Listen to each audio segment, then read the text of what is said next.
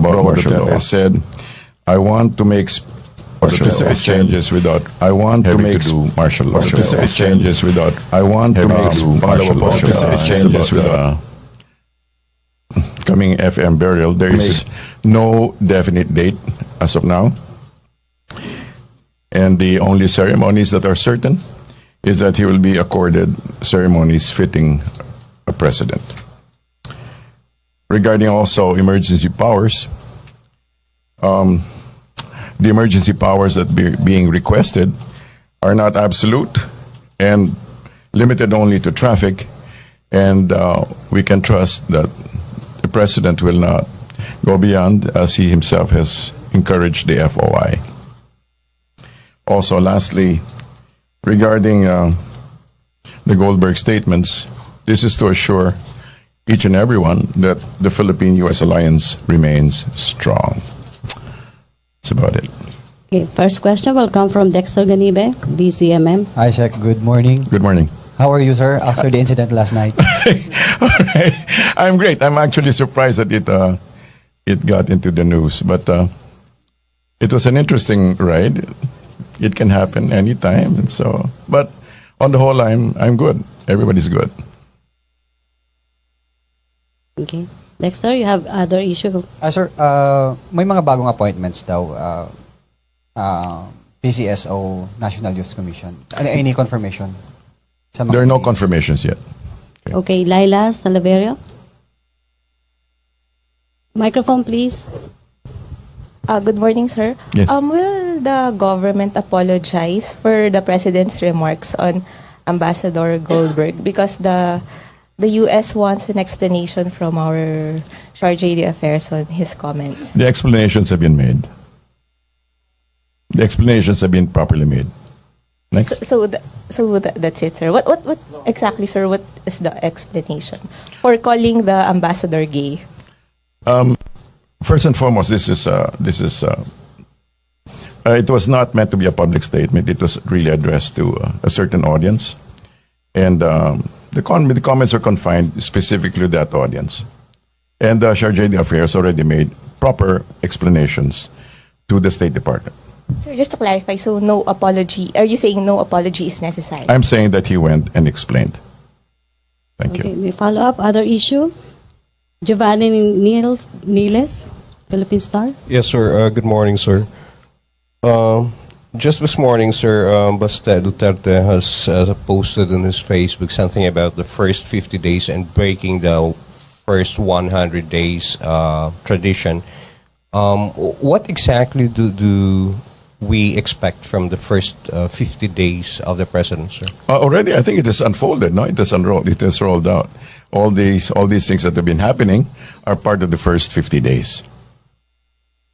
Will there be a state again, a state of the sort of a state of the nation address? It's a. I'm not sure if I'm ready to talk about it, but it's basically a short presentation.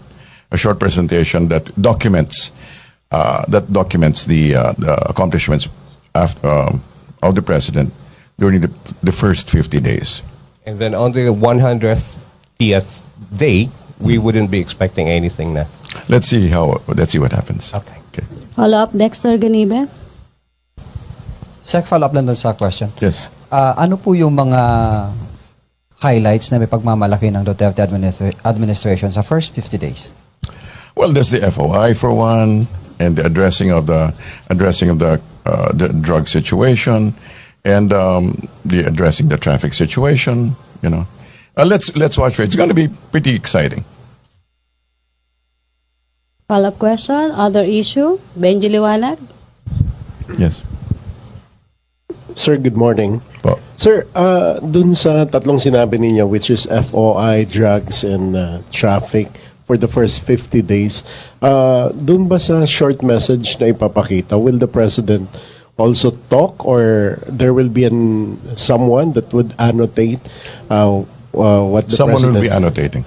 Okay, and it will be aired on PTV, or it will be aired, or we can get... Everybody will be able to have access to it. You will have access to it. Okay, at night or morning? Or let's wait for the Okay. cha-cha-chang, like that. Yeah. It was directed also by... All right. I'm not familiar with the somebody from PTV. It's Yeah. from PDP. It's not RTVM. RTVM. They're quite related. Okay. Okay, thank you very much. Thank you. May follow-up question, other issue, Miss UNTV? Good morning, sir. Sir, tanong lang po namin regarding po dun sa listahan ng mga LGU officials with untainted reputation with Yes. regards to illegal drugs, sir. Pwede pong malaman kung saan po ito nakabase and meron po bang gagawin na special o privilege na ibibigay para sa kanila or any incentives dahil nakabilang sila doon at nasa ilan po ito, sir? First and foremost, I doubt if there'll be any incentives given for doing what was their job anyway, or for not doing what they ought not to have been doing.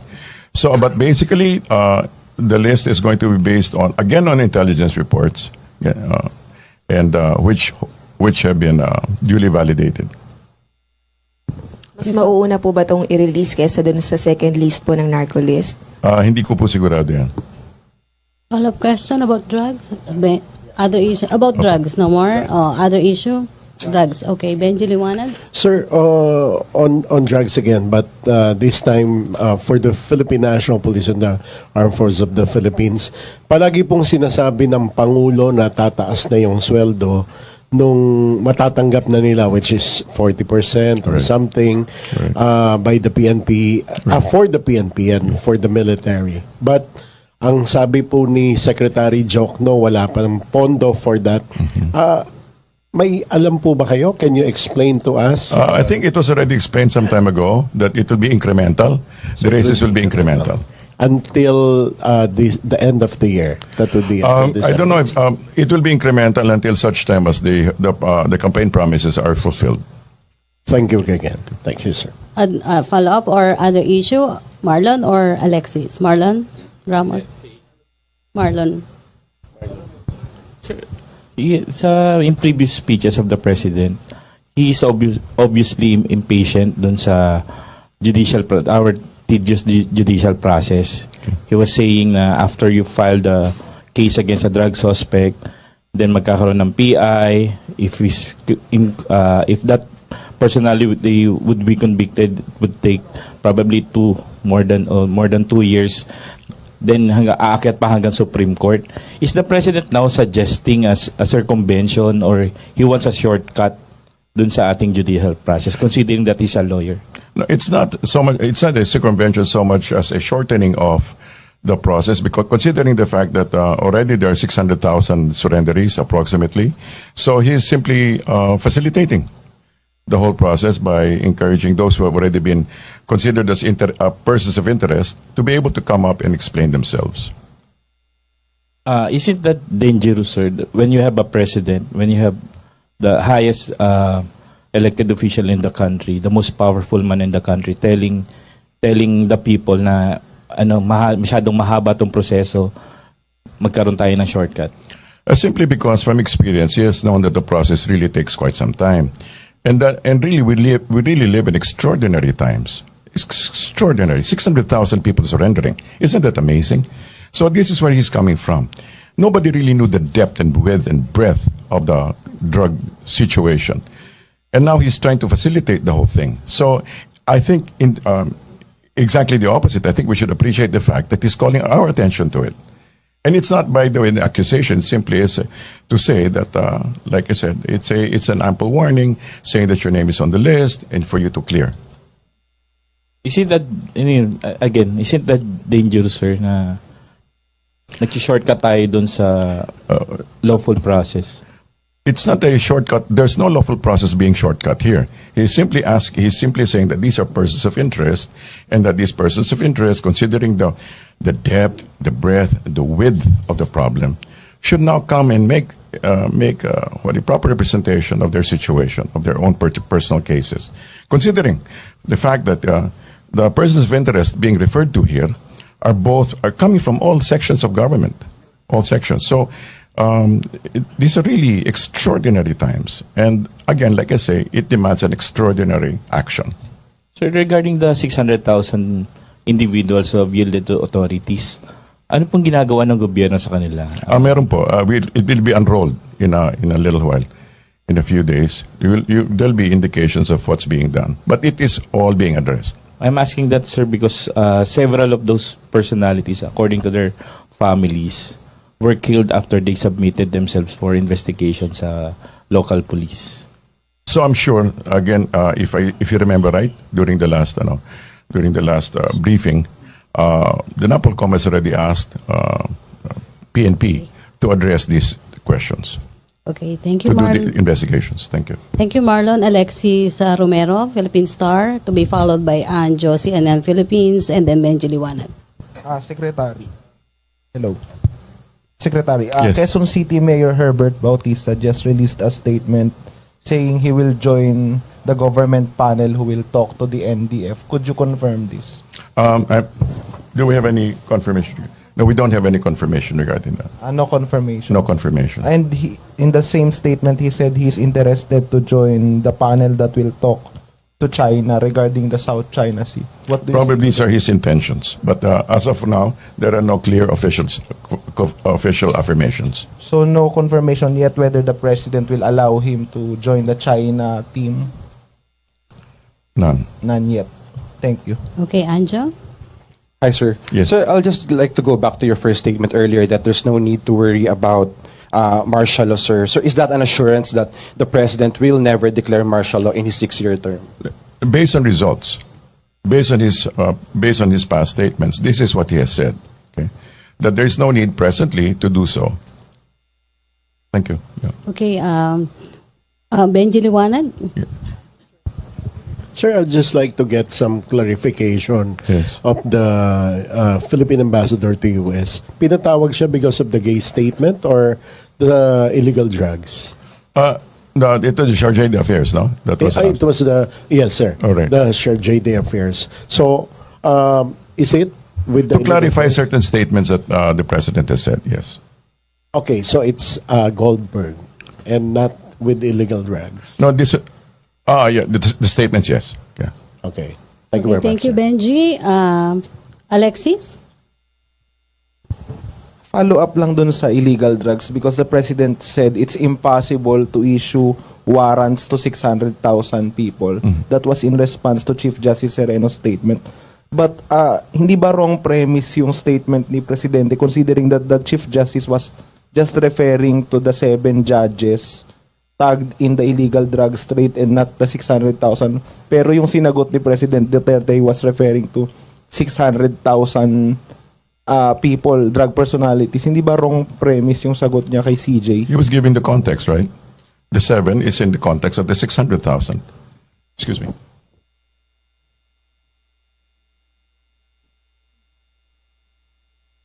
Okay, after magka-question, no more? Ibang issue, okay. After Alexis. I apologize. Okay, Sek. Okay. Yes. Pero Sek, kasi iba naman yung mag-i-issue ka ng warrants against 7 people versus 600,000. So talagang mas mahirap yung 600,000 compared sa 7. Like I said, Mr. Romero, the 7 is in context of the 600,000. So in other words, he's looking at it inclusively. Tama? Pero mas posible mag-issue ng warrant against 7 versus... I suppose so, but it's his call. Okay, Okay. Laila? On the Marcos burial, we have a law recognizing the abuses against martial law victims and Yes. providing reparation for them. Isn't the palace concerned that the burial of the late dictator at the libingan ng mga bayani will dilute the essence of this law? Of the law. Yes. Okay. Well, as far as the burial is concerned, from PRRD's perspective and his basis is the fact that FM was a past president, and that is what is being given consideration for. So it does not have any reference to other. He's not making any reference to the dilution of any law. But, sir, how will the palace address the implication of the burial, like the possible distortion or whitewashing of history? those are okay. First and foremost, those are two different levels. We're talking about historical perspectives and talking about something that is being done based on a presidential decision based on law. So they're not necessarily contradictory.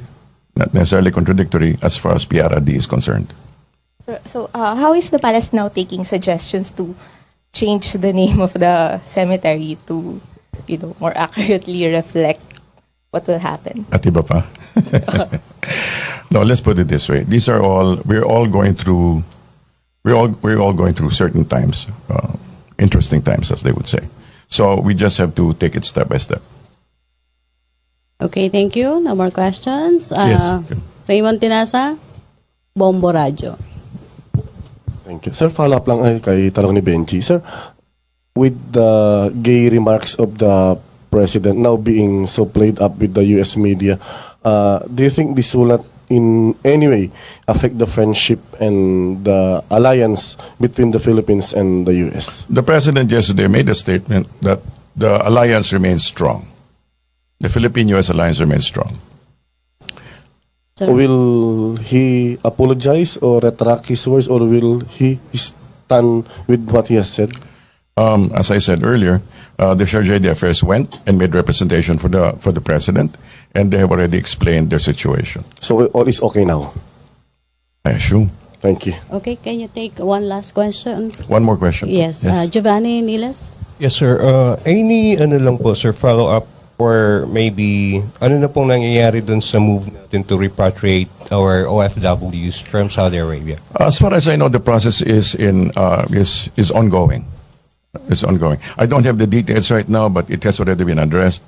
I think Secretary Bello is on top of the situation. So, nandoon na po sila, sir? Ano po? Sa Saudi Arabia na po sila, sir? Or Sino po? papunta pa lang po? Hindi ko po alam kung exactly where they are at this stage, but si Secretary Bello po ang in charge ng kaganapang yon. Okay. Sir, may last question if you like. Sige po. Si Marlon Ramos? Yes. I hope You said- last question. No, it's okay. So you Sure. said previously that the President is, according to your words, deeply and profoundly concerned about the drug killings, Yes. lalo na yung vigilante killings. Will we ever hear the President himself condemn these killings? Condemn which killings? Yung Again and again he has said, drug killings. okay, let me say, first and foremost, the President has never ordered extrajudicial killings. Never ordered that. But he is deeply concerned about the deaths, deeply concerned about what's happening. Pero magsasalita ba siya mismo? He has made statements again and again, hindi ba? Condemning the killings. And he said he has never ordered those things. And he said he pinapaimbestiga and stuff like that. And not stuff, but pinapaimbestiga. Okay, thank you. Thank you, Presidential Spokesperson Abellana. Again, my apology. Thank you, Malacanang Press Corps. Back to our main studio sa Radyo ng Bayan Maraming at thanks. PTV. Thank you very much.